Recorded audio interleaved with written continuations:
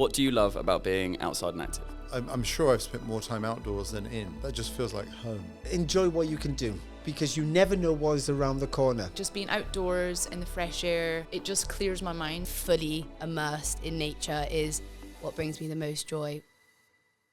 Hello and welcome back to the Outside and Active podcast, where this week my guest is no stranger to the microphone. Having commentated on the Olympic Games no less, I am very happy to be joined this week by Ed Leigh. As well as many other things, he is co-presented alongside Graham Bell on Ski Sunday. Ed is one of the most recognisable winter sports personalities in the world, beginning his career working for Channel 4 as a presenter for the popular TV show Freesports on 4. Ed has some incredible stories to tell and does a really mean air guitar. In this week's episode, Ed speaks about the steps that led him to where he is today and lifts the lid on his commentary preparation, and even gives an insight into the infamous Lindey Jacobellis moment in 2006. A little bit later in the episode, I'm going to be chatting about two friends of the podcast who are this week's sponsors, Thunder Drinks and Ellis Brigham. But for now, let's get straight into the conversation with my guest, Ed Leigh. Ed, thank you very much for joining me. I'm going to kick off this podcast by offering you a piece of advice, and it's a piece of advice that comes from a previous guest of the podcast who was also at the National Snow Show and the London Snow Show along with you a few weeks ago now.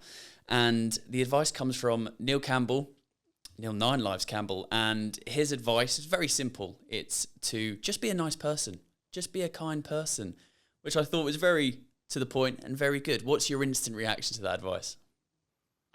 I'd say that's very sage advice, Tom. That's it's such a lovely one. It's such an easy one on the surface, but it's actually so hard to do sometimes when frustration, anger, those emotions get the better of you. If you use that advice, I 100% agree with him. I would always use that one. I find it hard sometimes. I'm definitely an emotionally led person, but as you get older, and I'd say Neil's probably the same, it's one of those things, the more emotional you are as a kid, the more passionate you are at a certain stage, but then you grow up and you start realizing it's more important to be kind than to be right. That's a good way of looking at it. That's definitely my one. I am a terminal know-it-all, because the reason why I can do the job I do, as in TV presenting, commentating especially, I have great memory recall. It's not quite photographic, but it's close to. But that enables me to be right a lot of the time, or at least believe that I am, and that is a curse. It's great for commentary, it's terrible for personal relationships. So I try and take that on board as often as possible. I'm not very good at it, but it's definitely there. So thank you, Neil, for a bit of advice. Just be a nice person. Can sometimes be easier said than done, but I like the way you've explained that. There's another tradition that we have, and that is asking the question to the guest: what do you love about being outside and active? It removes all of my to-do list. It removes anything that's gnawing away at my brain. As soon as I get outside, as soon as I'm doing anything in nature, then I'm present and I'm enjoying that moment. I'm relaxed, focused, but in a really nice way. And I'm calm. I love just quieting my brain, and that's what it's always done for me. And it doesn't matter what I'm doing. Could be skateboarding, could be snowboarding, could be surfing, I've got into crayfish diving recently, and I find that is just amazing. A friend said recently to me, it's the closest mortals get to interstellar travel. Really? Explain that a little bit more. Yeah. Why? Well, I've always dived. I used to dive in Greece when I was a kid. I was a windsurf instructor from 17 or 18 through to about 22. And I'd deliver yachts and do bits of windsurfing instruction around the Med. And I used to love just floating around, going for an hour, hour and a half just on my own, and you float around, dive, check stuff out. I tried spearfishing there, but the sea was so dead, it just didn't feel right. But where I live now, South Island of New Zealand, the seas are so, like, there's so much wildlife down here, good and bad. What do you mean by bad? What's the bad bit? Huge great whites. Oh, right, you okay. see a lot of big sharks, lot of bull seals and sea lions. They're like the Rottweilers of the sea, I describe them as. You get to, it's a completely different world. It removes you 100% from the, like, what you're used to seeing. So, like, all of the flora, all of the fauna that you see once you stick your head underwater is completely different. And just floating around between rock structure, and we have a quota of 6 crayfish that you can take out per person per day. And so the sea's so full of life. You'll get that in an hour and a half. So a lot of times we'll go out and spend 3 hours, and you're just watching, looking at stuff. It's incredible. I love it. The sea is something which I always have such a massive awe about, but also scares me so much. Like, the power and the nature of the ocean and water is something like, I think the old, I don't know whether it's a myth or a truth, of that we only know 5% of what's actually underneath the ocean, or we've explored 5% of it, and we there's so much of an unknown about the ocean itself that it's, like you said, it's that closest thing you can get to interstellar sort of travel. It's I can appreciate that. The friend of mine that had that quote, it's the old adage that we actually know more about space than we do about the bottom of the ocean. So I think that analogy works quite well in that respect. It's something that's right there for a lot of people. Most people are, you think how far you travel to ride your bike, or a run's different. You can walk out your door and go for a run, but to get to the ocean or the sea, sometimes it's only, like, for a lot of people, especially if you're in the UK, it's usually not more than an hour and a half, 2 hours. So you can go and do it of a weekend once a month, but it's something that we just don't do. I don't do enough of, certainly. So how does the experience in the atmosphere of the bottom of, Earth near the sea level, compared to being on the top of snowy mountains? Similar, really similar sensation for me, because it's just something special. And as I get older, when I started, I said I was windsurf instructor, sailing instructor. I did that to team up with my winter seasons. And I built my life as a kid around being in those environments 24/7. And I live somewhere beautiful now. I'm close to the mountains, but I think seaside resorts and ski resorts have similar vibes. They're bubbles, and it's very difficult to sustain family and professional life in those areas. It's not impossible. I've tried it out, but to get a good school, to be able to work in the jobs you want, you can't often stay in those places. So for me now, even though I've dedicated my life to it, and I'm 30 minutes from the top of a mountain, 2.5 hours from the coast, it's very, very special for me to get there. And it's a real treat. I never take it for granted. Even though I've done it my whole life, it's something that I really love. And I put a lot of emphasis on being able to do that at least once a week, I'd say. Would you describe yourself as an adrenaline junkie?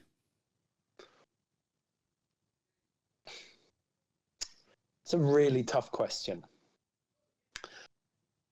I ask myself this quite a lot. My appetite for risk is diminishing, but we've got a skate bowl and a really good skate park here.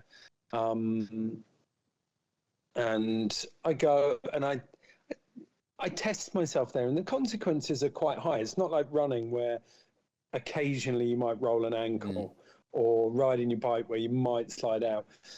If I go and ride my bike, I'll ride a decent downhill or enduro track. I still skate and I am still learning tricks, but the way I'm not as reckless in the way I learn them. So I maybe wouldn't say that I'm an adrenaline junkie, but I do really enjoy pushing myself. And I suppose the perception is from the outside. If you look at someone, I've spent dedicated 30 years of my life to surfing, skateboarding, snowboarding, diving, mountain biking less time. That was when I learned later. But I like the feeling I get from pushing myself in those sports. But how hard I push myself now, fast approaching 50, is very different to the way I would have done in my early 20s, I suppose, is what I'm trying to say. I'm just jumping on this conversation to tell you about Thunder Toffee Vodka, the mountain's best kept secret. Originally created in Val d'Isere in the French Alps, Scream Retail went on to launch the first pure toffee flavoured vodka onto the UK market. At 29.9%, Thunder is now bottled and blended in the UK. Unequalled and unique. Thunder Toffee Vodka is about stylish simplicity of taste, and it's best served cold as a shot over ice or in a delicious cocktail. Synonymous with style, elegance and sophistication, it is created by blending a premium 5 times distilled wheat grain vodka with a toffee made from all natural ingredients. Thunder Toffee Vodka is available now in Sainsbury's supermarket, so you can visit their website, thunderdrinks.co.uk, to use the Sainsbury's store locator to find your nearest branch. Because a lot of these sports, a lot of the ones you've just mentioned, seem to have quite a lot of overlaps characteristically, and also with the environment that they foster and the people that are involved with them. What is it about those certain type of sports that maybe where people do cross over quite a lot? I think, well, it's finding a lot of them are seasonal. So as dedicated as you are, skateboarding in winter, like when it's cold, concrete feels that much harder, or the wood feels that much harder, your body feels that much more brittle. I surf up until we're in quite because we're Southern Hemisphere, we're in I think we're one of the closest civilizations to Antarctica. The water gets pretty cold here after our May, June through till September. It's pretty Baltic. So as much as you want to do it, it's just not that pleasant. So I run with the seasons, and I'll mountain bike, surf, skate in the summers, and I'll snowboard, split board, a little bit more in the winters. But I suppose it's all about your perceptions of what you need. And I think the thing that I've learned, I'm not an adrenaline junkie, but when the conditions are right and when I feel right, then I'll push. It's learning to listen to yourself, and it's learning to listen to the environment about when's the right day to push yourself and when it's not. And I've got better at doing that. And I think that's what makes I'm starting to look at 50. You start looking around, you're like, okay, how much longer can I skateboard? And a friend of mine who's younger, it's like, I might be done on this. We were on a long drive, and I was like, really? Because for me, there's ways that you can tailor these things to make them work for you. And it's what you need or you want out of them. I've just started learning. A friend he froths like a tray full of beers about foiling, and he's desperately trying to get me into it. And he's got me out a couple of times now. And I had about 30 seconds. It felt like 2 minutes. It was probably about 30 seconds up on the foil and cruising across this bay. And it's the first. I'd spent about 2 hours. I felt like I was getting in a knife fight every time I got up on this thing, just wrestling. I was wing foiling. So you got the wing, and you've got this alien sensation under you that you're trying to learn. But it was really interesting. I'm really used to being good at what I'm doing, and being terrible at something and having that new sensation was really nice again. So yeah, that was interesting. I'm so used to being good at something and being able to control so many of the factors involved in it. Stepping out of my comfort zone and really testing myself was really lovely again, but also unnerving at the same time, because I've got that awareness that, how much longer will this lasts. And I've damaged myself so badly over the years that I'm not willing to make those sacrifices so often. Well, no, it's like you said, you can have the ability to learn something new at, you know, at whatever age, and there's no sort of stopping point of going, well, no, sorry, you can't start running anymore, or foiling, or skiing, snowboarding, whatever at this point, because you're too old. Like, obviously, yes, like you said, you may be taking more precautions and thinking about things differently, but you know, encouraged to try new things at whatever age. But that's, I think with action sports especially, I grew up as really sort of second generation in snowboarding, and sort of, what would it been, third or fourth in skateboarding, but they were still very young sports.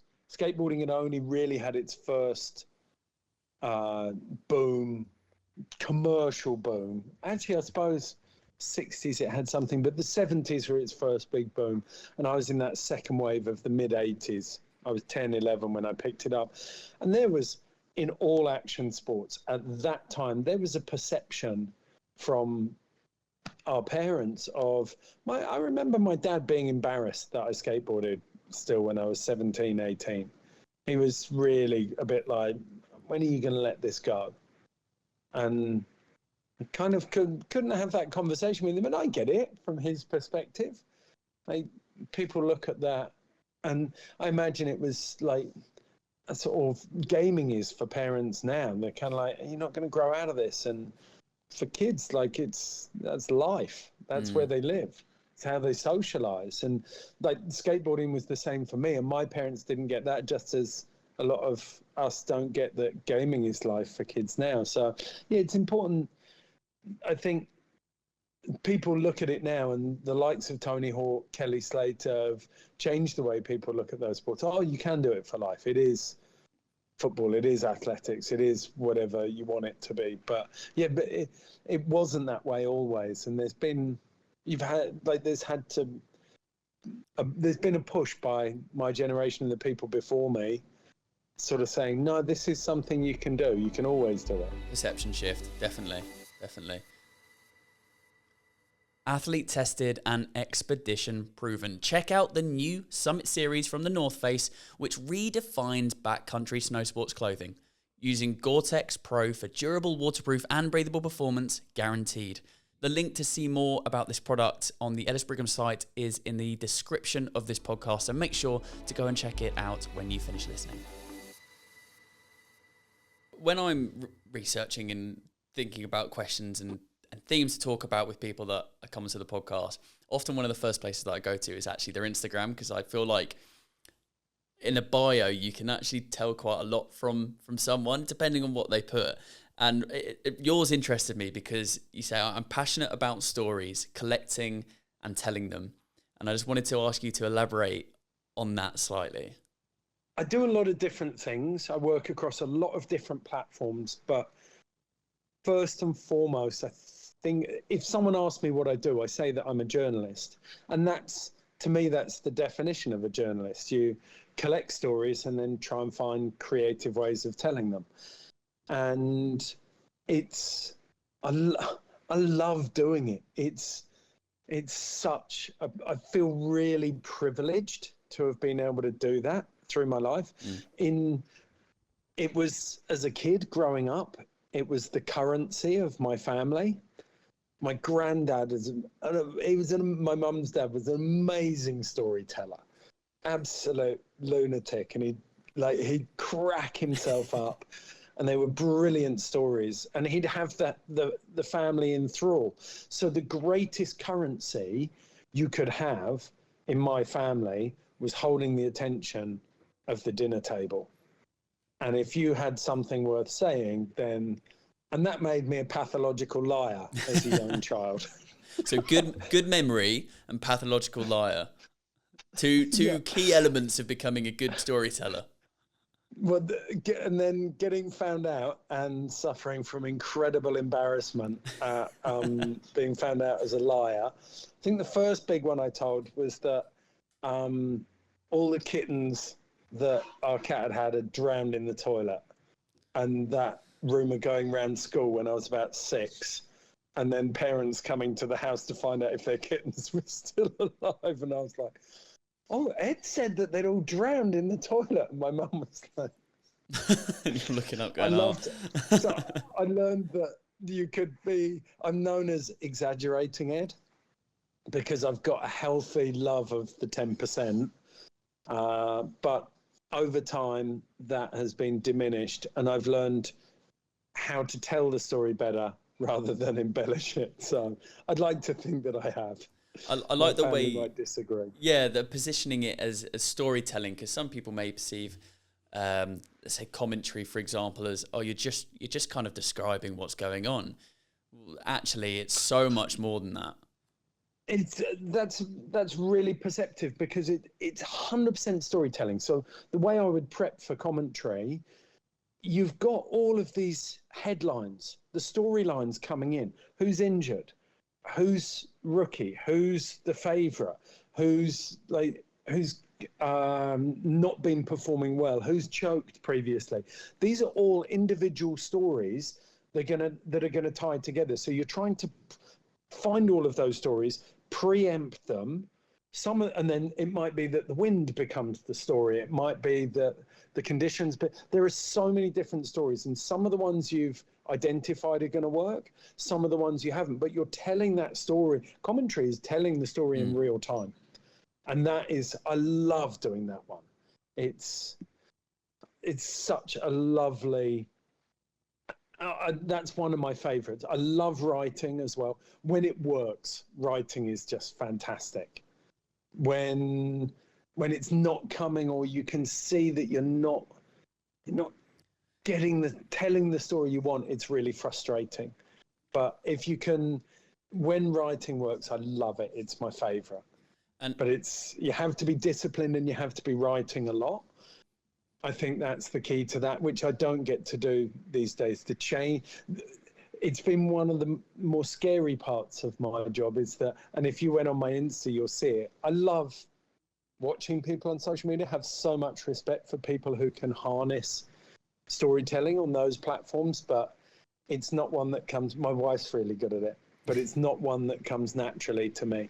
I'm not as, I like longer form. I love a bit of waffle. And I find it really hard to edit myself. And social media is 6 seconds. Grab your attention in that 6 seconds, and only that 6 seconds type thing. And you're right. Some people just take to it like a duck to water, but obviously it's a tough thing as well. But I was interested in asking you around, obviously, say about commentary and storytelling. I imagine it's a skill that you've developed and you're still developing it over time. I mean, was it 2003? Was it Freesports on 4 where you kind of started that journey? A little bit before that. Okay. Certainly on TV. As a TV platform, that was the first big one. But definitely, I started to, like, the commentary especially in 90s. I got my first live emceeing gig in 95 at the British Championships. I'd hurt myself and I couldn't ride, so I got on the microphone. And steadily that developed. And you used to have the ski show. It was called the Daily Mail Ski Show, was it, in London? Yeah. And it's now become the snow shows in Birmingham and London. Then Boardex came along and they would each have snow ramps. And I used to go and commentate on those with a guy called Christian Stevenson, who's now called DJ Barbecue.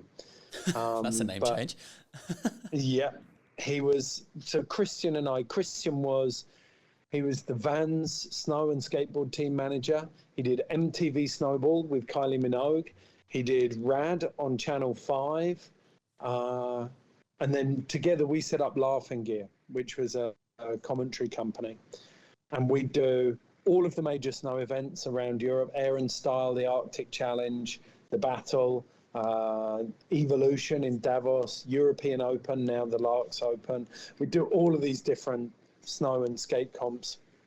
BMX demos through the summer. And if you're doing live emceeing, it's commentary, but you're getting instant visual reactions from the crowd. You can see what works. So we messed around with dressing up. I basically learned, I did my 10,000 hours every weekend for 4 or 5 years between 97, 98 was when it started happening regularly, through to Freesports on 4, and I was still doing it then.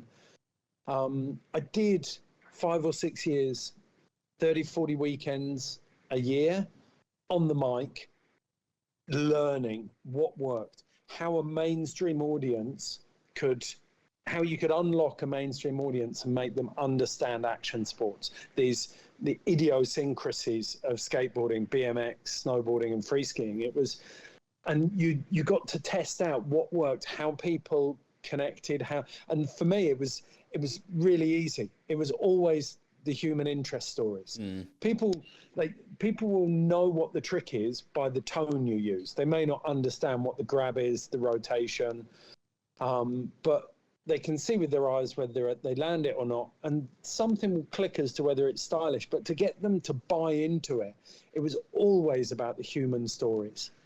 And that was what I sort of got my head around. You test out different ways of telling those.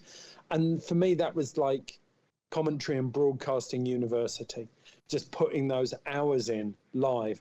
And I watch people now come into it. It also strips away all of your nerves, because I find it really easy to get up in front of a camera, but you have to get yourself pretty hyped up to go and walk out in front of 15, 20,000 people. And be that which energy. we were doing back then. It was like, that was a hit of adrenaline. You were like, okay, here we go. Ooh, ooh, ooh, this is it. Boom. And it was, when you get that right, it was incredible. And I do miss it, but I don't have I've done it a couple of times recently, and it takes so much energy.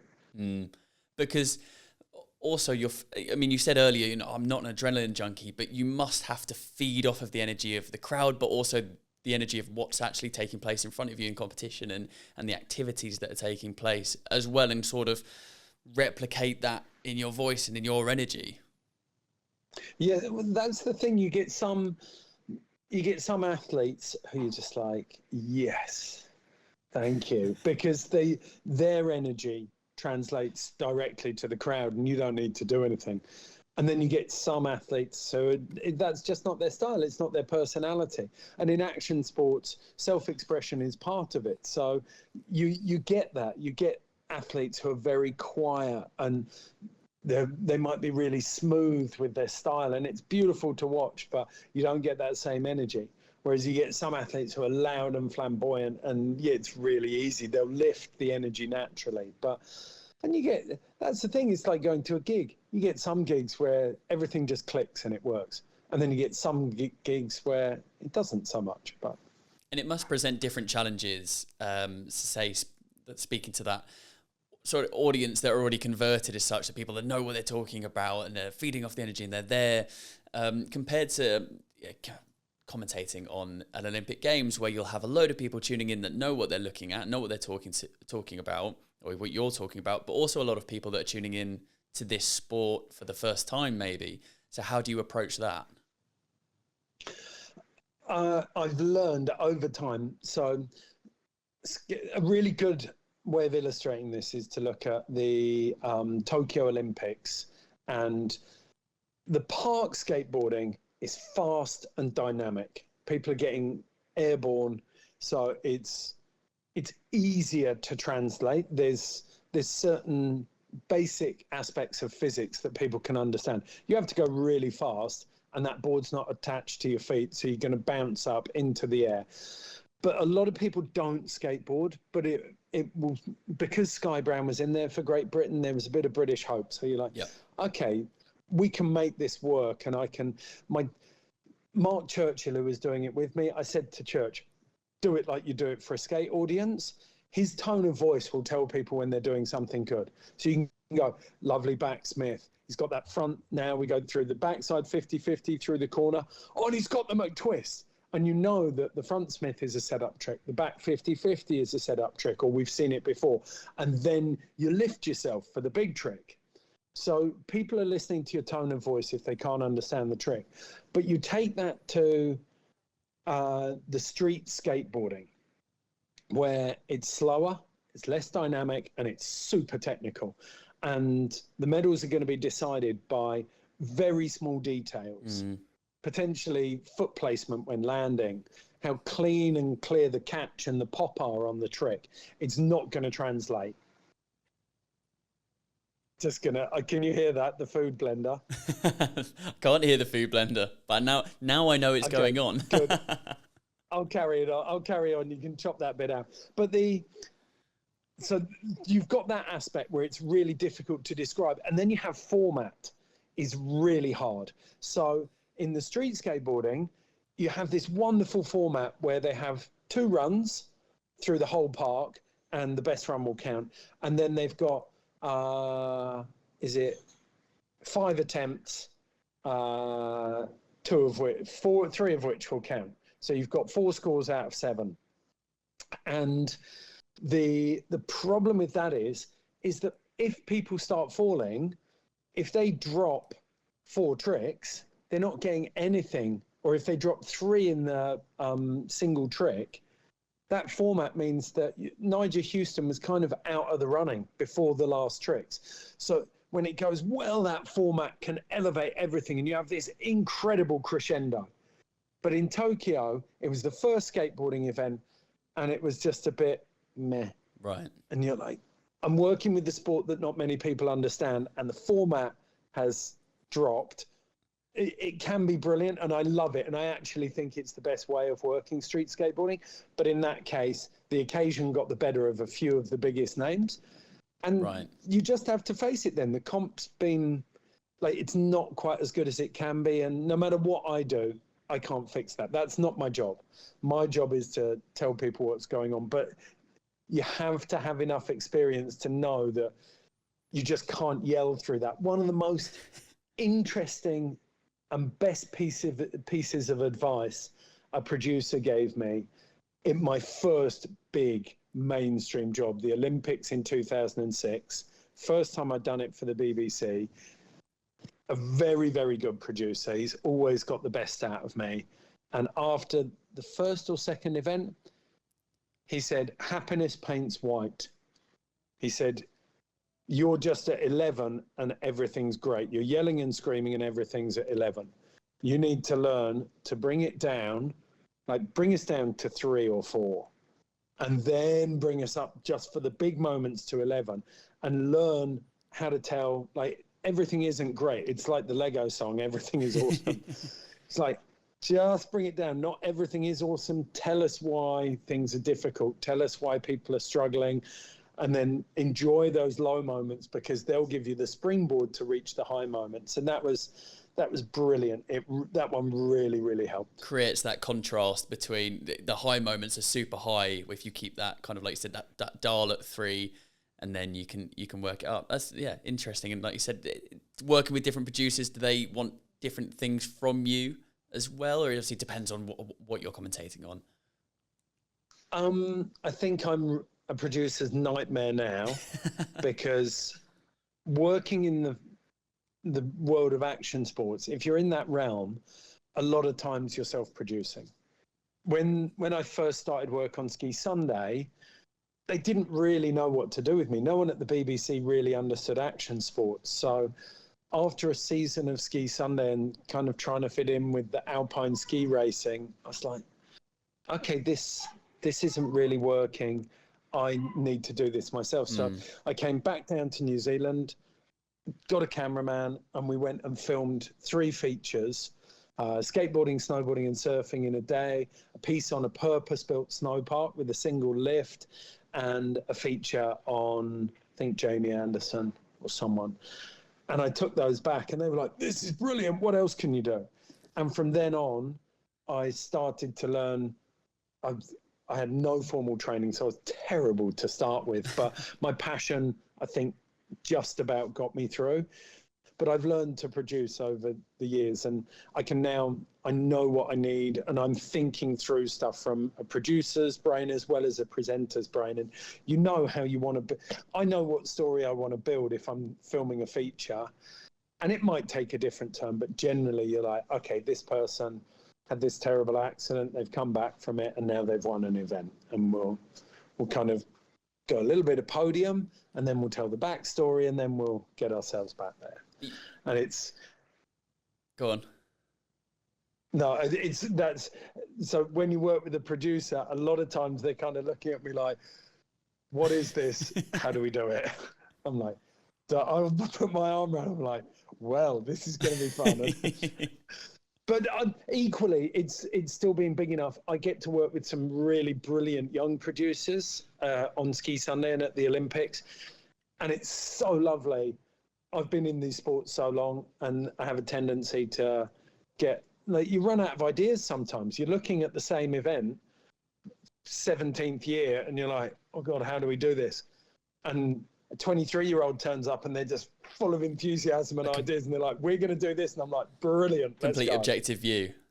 Fresh views. Exactly. Yeah. And you will teach them something as well, and you kind of work together on that. Interesting. But listening to you talk about, some elements of preparation and having the knowledge and having, telling a story, sometimes I imagine you have to have the ability to expect the unexpected when some miraculous things happen, and you have to react to it. You have to, commentate on that live, thinking of obviously the infamous Lindey Jacobellis incident, gliding through, clear victory, and then instantly something happens and you're reacting to that live.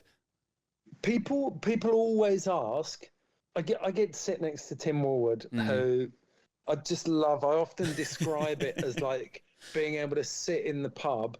Like, commentary with him is like sitting in the pub without the beers and just chatting with your best mate. It's so easy. And people often ask us, do you prepare those lines? And the Jacobellis moment is a really good, it's proof for me that you can't. You can't, because as you say, that's a spontaneous moment. You've got no idea that it's going to be Tanya Frieden who comes through. But we come back to those 10,000 hours spent coming up with lines on the fly in the moment for a live audience. I'd liken it to stand-up comedy. It's not as like stand-up comedy is terrifying. You can build your material in stand-up, but if you go to stand-up gigs, the best people are thriving off what you see on like the interaction with the crowd, crowd and the way you build something with a heckle or an outfit in the audience. We always, and I always say this, it's not stand-up because we always had the sport. If something died on its arse, we could always go back to the sport.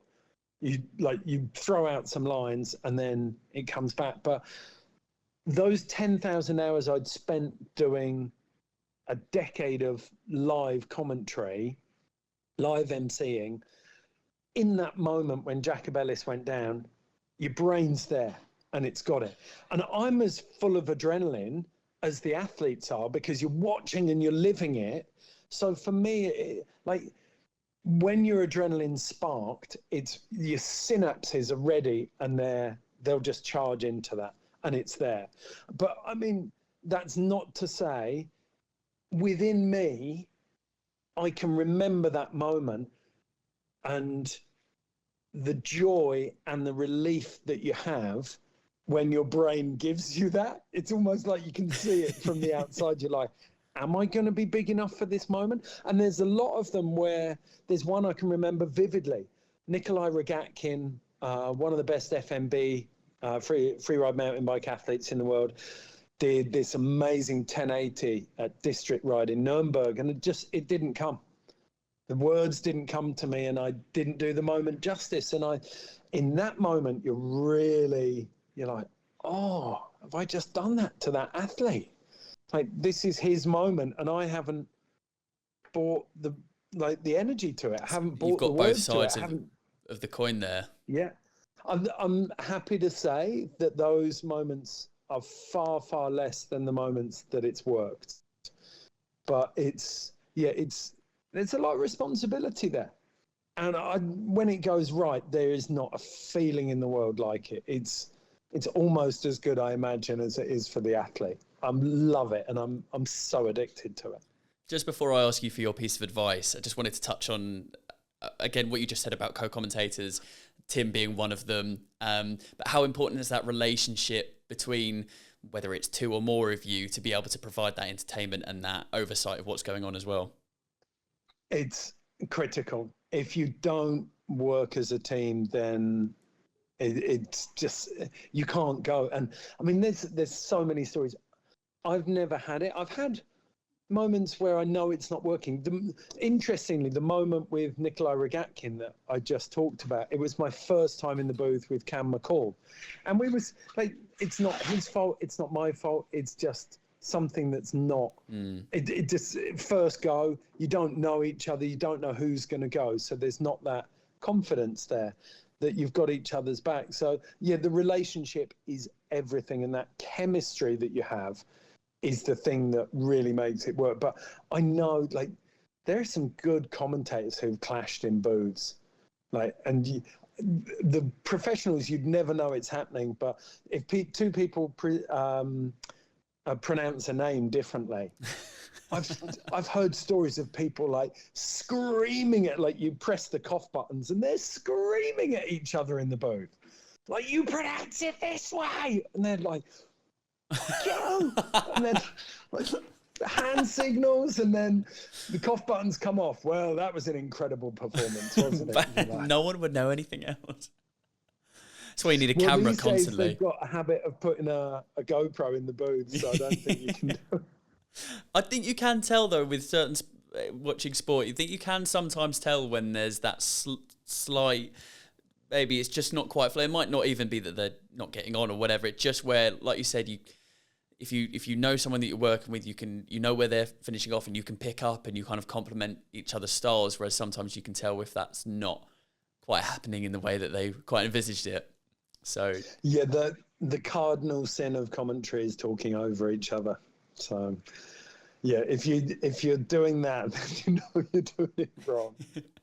Ed, thank you so much for a really, really entertaining and interesting chat. There's only one thing to ask left from you. At the beginning, I offered you a piece of advice from Neil, and now is your opportunity to pass on a piece of advice to a guest coming onto the podcast in the near future. The thing that I've learned, I think, over time, is that it's all about the people. It's about who you surround yourself with and how you treat each other. And if I could give anyone any advice, it's to look after the people that you live your life with, professionally and personally. It's those relationships, especially in work. I know that when I get to work with good people, then everything else takes care of itself. Success comes from building good teams and having respect for people. So that's the one bit of advice I'd give, I think. Thank you so much. I look forward to passing that along. Cheers, Ed. Awesome. Thank you so much, Dom. Thank you for listening to this episode of the Outside and Active podcast, featuring famous Winter Olympic and Summer Olympic commentator Ed Leigh. Ed, thank you so much for coming and having a conversation with me. Ed is based over in New Zealand, so it was very interesting for him to have the amazing weather that they're having, and being in an incredible atmosphere, and me being in a white room just outside of London in Surrey. Very different. But Ed, thank you so much, and thank you to you for listening to this episode. I just want to ask you for a quick favour. If you're listening to this and you haven't done so before, then please do share this episode or this podcast as a whole with someone who you think would enjoy just as much as you. Honestly, it helps so much to grow this Outside and Active community and keep people listening. Thank you so much. We'll be back next week with another episode of the podcast. Until that time, I've been your host, Dominic Brown, and enjoy the outdoors.